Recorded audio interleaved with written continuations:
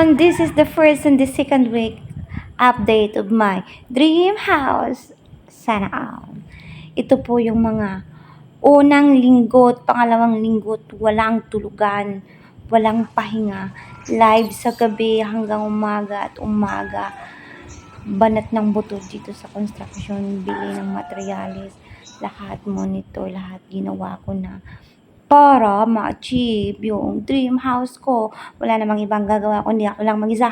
Ang bilang po na nagtatrabaho dito ay 8 to 10 person. Siyempre dinamihan ko na kasi 4 months yung target ko dito. Ako lang naman lahat na nag-plan, nag-decide, lahat-lahat bumili ng materials at ano-ano pa. And for more updates, just follow me. Thank you so much.